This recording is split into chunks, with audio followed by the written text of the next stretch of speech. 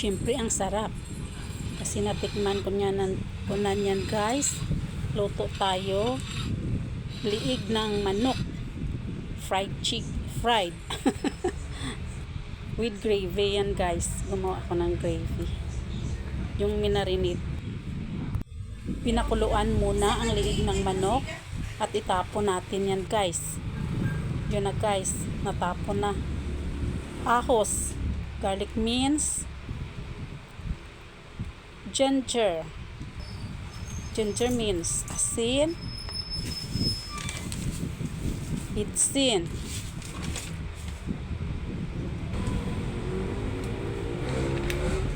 ground black pepper,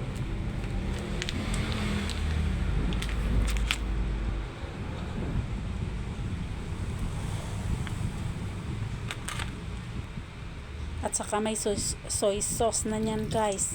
Ngayon yung calamansi juice, mix natin ng mabuti guys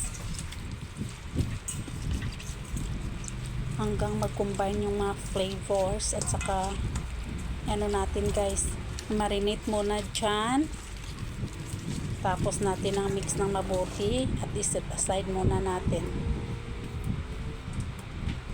Yun guys, nag-prepare ako ng ating i-coat natin sa harina guys, yung ating minarinate na liig ng manok para mag-crunchy siya guys.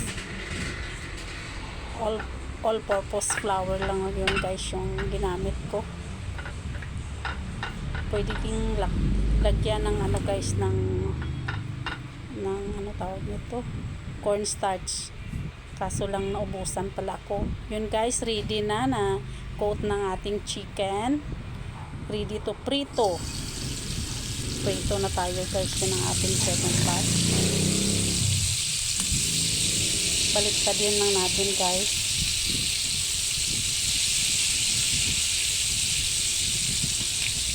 Binabaliktad ko yan guys 2 times para crunchy yung ating fried na liig ng manok guys, chicken neck yun guys yung ating piniprito ngayon.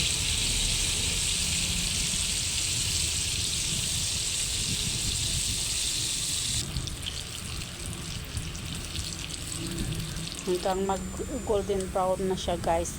Medium heat lang guys para hindi sunog yung ating chicken, or medyo in the middle of medium and slow heat. Yan guys ang ating second batch. Ilonggo kasi.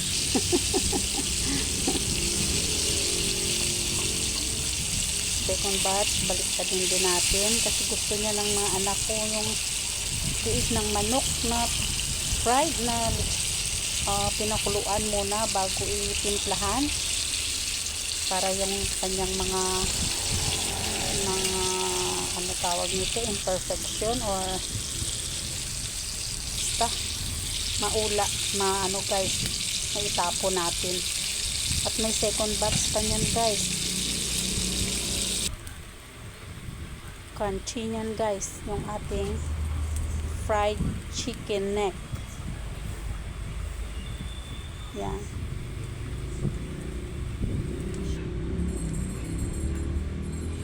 At ayun na guys, ready to serve na ang ating niluluto ngayon na fried chicken. Fried chicken.